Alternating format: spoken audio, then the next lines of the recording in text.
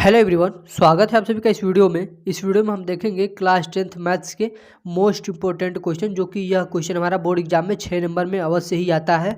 तो यह question 2022 board exam में अवश्य ही आएगा। तो क्वेश्चन यहाँ पर आप देख सकते हैं कि यह हमारा प्रीवियस ईयर में आया हुआ क्वेश्चन है। क्वेश्चन नंबर 7वां में यह प्रश्न आया हुआ है, युगपत समीकरणों के युग्म 3x + y - 12 = 0 तथा x - 3y + 6 = 0 को ग्राफी विधि से हल कीजिए तथा उस त्रिभुज का क्षेत्रफल भी ज्ञात कीजिए जो रेखाएं एक्स अक्ष से बनाती हैं।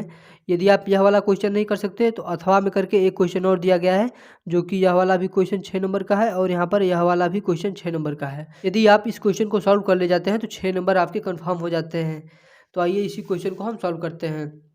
तो यहाँ पर क्या दिया गया है, युगपत समीकरणों के युग्म 3x + y - 12 = 0 तथा x - 3y + 6 = 0 को ग्राफी विधि से हल कीजिए। ग्राफी विधि से हल करने का मतलब है कि हमें ग्राफ से इसको सॉल्व करना है और यहाँ से x और y का मान निकालना है तथा उस त्रिभुज का क्षेत्रफल भी ज्ञात कीजिए जो रेखाएं x अक्ष से बनाती हैं। और हमें एक त्रिभुज बनेगा इसमें और उसका क्षेत्रफल भी ज्ञात करना है जो x अक्ष से रेखाएं बनाती हैं। तो सबसे पहले हम देखेंगे पहला इक्वेशन क्या है, 3x प्लस का y माइनस का 12 बराबर 0, यह हमारा पहला इक्वेशन है। और दूसरा इक्वेशन यहाँ पे है x माइनस का 3y + 6 = 0, यह हमारा दूसरा इक्वेशन है। तो हम क्या करेंगे, यहाँ पर यदि हम y बराबर लिखें तो यह y बराबर हमें क्या मिलेगा, y बराबर यह जो माइनस का 12 है राइट साइड में जाएगा तो प्लस का 12, और यह जो 3x प्लस का है यह राइट साइड में जाएगा तो माइनस का 3x हो जाएगा यहाँ से।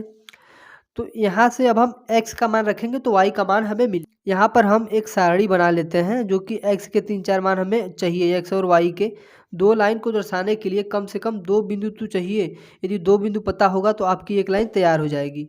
तो इसी प्रकार से हमें 2 बिंदु फाइंड आउट करना है। तो यहाँ से हम इस समीकरण से एक सारणी बनाएंगे जिससे x और y के मान हम निकालेंगे। तो यहाँ पर x का मान लिखेंगे, इसमें y का मान लिखेंगे। यदि हम x बराबर यहाँ पे क्या रखें, यदि हम x बराबर 4 पुटअप कर दें, x बराबर यदि हम 4 रखते हैं, जब यहाँ पर हम 4 रखेंगे तो कितना हो जाएगा, तो y बराबर 12 - 3 × 4 यानी 4 × 3 = 12। तो y बराबर 12 माइनस का 12 यानी क्या मिलेगा, y का मान 0 मिलेगा। जब x का मान हमने 4 रखा उस कंडीशन में y का मान कितना मिला, यहाँ पर 0 मिल गया। जब हम x का मान क्या 3 रखेंगे तो y का मान हमें कितना मिलेगा, यहाँ से जब हम x बराबर 3 रखेंगे तो y का मान कितना मिलेगा, y बराबर है 12 माइनस का 3x है। तो x के स्थान पे हम क्या करेंगे, 3 रखेंगे तो y बराबर 12 माइनस का 3 × 3 यानी 3 × 3 = 9, 12 - 9 यानी y बराबर हमें, तो जब हम 12 में से 9 हटाएंगे तो y का मान हमें कितना मिल जाएगा, 3 मिल जाएगा। यानी कि x का मान 3 रखने पर y का मान हमें कितना मिल गया, 3 मिल गया। तो यहाँ पर जब हम x का मान 3 रखेंगे तो y का मान भी हमें कितना मिल जाएगा, 3 मिल जाएगा। इस प्रकार से हमने पहले समीकरण से एक सारणी प्राप्त किया जो कि x y के दो मान प्राप्त कर लिए। इससे दो यदि पॉइंट्स में पता हो गया तो एक लाइन हमारी पता हो जाएगी, यह लाइन कौन सी है। तो इस प्रकार से आपको सिर्फ 2 ही पॉइंट पता करने हैं और ज़्यादा पॉइंट पता करने की आवश्यकता नहीं। दूसरा इक्वेशन देखेंगे तो दूसरा इक्वेशन क्या है, यदि आप -3y को राइट साइड में ले जाते हैं तो क्या हो जाएगा, 3y और बराबर क्या मिलेगा, x + 6, तो x प्लस का 6 मिल जाएगा। यदि आप x बराबर 0 पुट करें, जब x बराबर 0 पुट करेंगे तो y का मान यहाँ से क्या मिलेगा, y का मान मिल जाएगा, यहाँ पर 0 पुट करेंगे तो 3y बराबर 6 और y बराबर कितना मिल जाएगा, 3 दूना के 6 यानी कि y का मान 2 मिल जाएगा। जब आप x का मान कितना 0 रखेंगे तो y का मान 2 मिल जाएगा। तो इस प्रकार से यहाँ पर भी एक सारणी बना लेंगे x और y का। तो इसमें x और इसमें y, x का मान 0 रखेंगे तो y का मान कितना मिल जाएगा, 2 मिल जाएगा। यदि हम x का मान -6 रखें तो कितना मिलेगा हमें, y का मान, x बराबर -6 रखने पे जब माइनस यहाँ पे 6 रख देंगे तो माइनस प्लस 6 0 हो जाएंगे, यानी 3y बराबर -6 प्लस का 6, यह कट के आपस में 0 हो जाएंगे, यानी 3y बराबर 0। जब 3 इसके बटे में आएगा तो यह भी 0 हो जाएगा, यानी y बराबर कितना मिल जाएगा, 0 मिल जाएगा। जब x का मान -6 रखेंगे तो y का मान हमें कितना मिल गया, यहाँ पर y का मान 0 मिल गया। तो यानी दोनों इक्वेशन से हम 2 सारणी फाइंड आउट कर लिए। अब हम क्या करेंगे, ग्राफ पेपर पर इसको दर्शाएंगे और उसी की सहायता से सॉल्व करेंगे। यहाँ पर मेरे पास ग्राफ पेपर है, इसी ग्राफ पेपर की सहायता से हम इस क्वेश्चन को सॉल्व करेंगे। तो यहाँ पर सबसे पहले देखते हैं यह सारणी में एक्स और वाई का मान क्या दिया गया है। एक्स का मान जब 4 है तो वाई का मान कितना है 0, यानी इसको हम कहाँ दर्शाएंगे, जब एक्स का मान कितना है 4 और तो वाई का मान 0 है, तो यानी यहाँ पर होगा यह पॉइंट, एक्स का मान कितना है 4 और वाई का मान 0। पहले हम क्या करते हैं, एक्स का मान दर्शाते हैं, उसके बाद वाई का मान दर्शाते हैं। मान लेते हैं यह पॉइंट क्या है हमारा, ए है।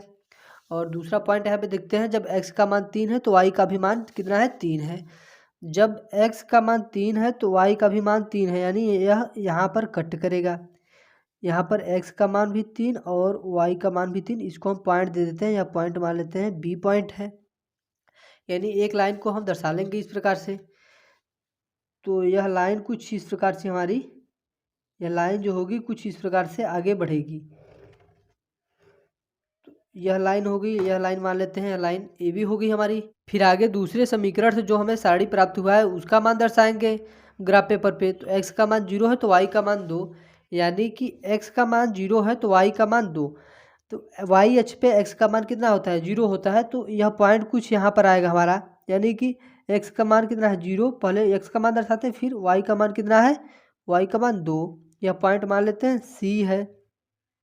और फिर दूसरा मान क्या है, एक्स का मान -6 है तो वाई का मान 0, यानी एक्स अक्ष पे वाई का मान 0 है। जब एक्स का मान -6 है तो वाई का मान कितना है 0, यानी एक्स का मान कितना -6 का मान, इस बिंदु का नाम दे देते हैं, यह बिंदु मान लेते हैं डी है। तो 2 पॉइंट हमें प्राप्त हो गया। यदि हम इसको आगे इस प्रकार से बढ़ा दें तो हमें लाइन प्राप्त हो जाएगी कि वह लाइन कौन सी होगी। तो इस प्रकार से हम इन दोनों बिंदुओं को आपस में मिलाते हुए आगे बढ़ा। इस लाइन का समीकरण क्या है, यहाँ पर आपने देखा होगा, इस लाइन का समीकरण 3x + y - 12 = 0, यानी जो यह लाइन है इस लाइन का समीकरण है 3x + y - 12 = 0। यह ए बी लाइन का समीकरण है। और जो सी डी यह लाइन हमने बनाया है, सी और डी लाइन बनाया है, इस लाइन का समीकरण क्या है, x - 3y + 6 = 0, यानी कि x - 3y + 6 = 0 यह लाइन है। यह दोनों लाइन जहाँ पर आपस में कट कर रही हैं वही हमारा क्या होगा, x और y का मान होगा, यानी कि यह लाइन 3,3 बिंदु पे कट कर रही है, तो x का मान भी 3 होगा और y का भी मान 3 होगा। तो यहाँ से x और y बराबर हमारा मान निकल गया कितना, 3,3। यहाँ से हमने क्वेश्चन को सॉल्व किया, x और y का मान 3,3 यह हमारा निकल गया। तो अब हमसे क्वेश्चन में आगे यहाँ पर बोला क्या गया है, क्वेश्चन में बोला गया है उस त्रिभुज का क्षेत्रफल भी ज्ञात कीजिए जो रेखाएं x अक्ष से बनाती हैं। x अक्ष से जो रेखाएं बनाती हैं उसका हमें क्या करना है, उस त्रिभुज का क्षेत्रफल भी ज्ञात करना है। यदि आप इसमें देखें ए बी सी डी एक मिलके त्रिभुज बना रही हैं, तो इसी त्रिभुज का हमें एरिया फाइंड आउट कर। तो यही त्रिभुज बन रहा है, यहाँ पर आप देख सकते हैं कि यह जो बन रहा है एरिया, यही हमारा त्रिभुज है, इसी का हमें क्षेत्रफल निकालना है। तो यहाँ से यदि इसका ऊंचाई देखें तो कितना है, वाई का मान कितना है 3, यानी हाइट हमें पता हो गया 3 है। इसका जो मैक्सिमम ऊंचाई है वह हमें पता हो गया 3 है। तो यहाँ से हम लिख लेंगे यहाँ पर कि h बराबर कितना है 3 है। और इसके लिए हमें त्रिभुज का एरिया क्या होता है, त्रिभुज का क्षेत्रफल बराबर होता है 1/2 गुणे आधार और गुणे ऊंचाई। तो ऊंचाई हमें पता हो गया 3 है और आधार हमें पता करना है। तो आधार आप यहाँ से देखें, यहाँ से यहाँ आगे कितने यूनिट बढ़ रहा है 4 यूनिट, और पीछे कितने यूनिट जा रहा है 6 यूनिट जा रहा है। आपको यह लेंथ देखना है, न कि देखना है कि यह ऋणात्मक है और यह धनात्मक है, इससे आपको कोई मतलब नहीं है। आपको लेंथ देखनी है, यानी कि यहाँ से यहाँ तक 4 यूनिट है, फिर यहाँ से यहाँ तक लेके जो डिस्टेंस होता है वह ऋणात्मक नहीं हो सकता। तो इसलिए यानी कि आधार का मान हमें कितना मिल गया, यहाँ से आधार बराबर 10 मिल गया। तो हम त्रिभुज का क्षेत्रफल आसानी से ज्ञात कर सकते हैं, यानी त्रिभुज A B C D A का क्षेत्रफल। तो इस प्रकार से आप लिख लेंगे, यहाँ पर हम नहीं लिख रहे हैं। तो 1/2 आधार का मान कितना प्राप्त होगा 10, और ऊंचाई कितनी हमें प्राप्त हुई 3, यानी कि 10 के 30/2 काटेंगे कितना मिल जाएगा 15, लिख देंगे वर्ग मात्रक, यानी इसका जो भी मात्रक होगा वह मात्रक हो जाएगा, और क्षेत्रफल का मात्रक हमेशा वर्ग होता है। तो यानी त्रिभुज का क्षेत्रफल हमें मिल गया 15 वर्ग मात्रक। तो इस प्रकार से आप क्वेश्चन को, स्टूडेंट यदि आपको इस सोल्यूशन का पीडीएफ नोट्स चाहिए तो नीचे वीडियो डिस्क्रिप्शन में लिंक है, जहां से जाकर आप इसका पीडीएफ नोट्स डाउनलोड कर सकते हैं। स्टूडेंट, वीडियो अच्छा लगा हो तो वीडियो को लाइक करें, चैनल पर नया है तो प्लीज़ चैनल को सब्सक्राइब, ताकि मेरे आने वाले सभी वीडियो के नोटिफिकेशन आप तक पहुँच। यदि आपको किसी टॉपिक पर वीडियो चाहिए तो प्लीज़ कमेंट बॉक्स में कमेंट करें, ताकि मैं उस पर्टिकुलर टॉपिक पर वीडियो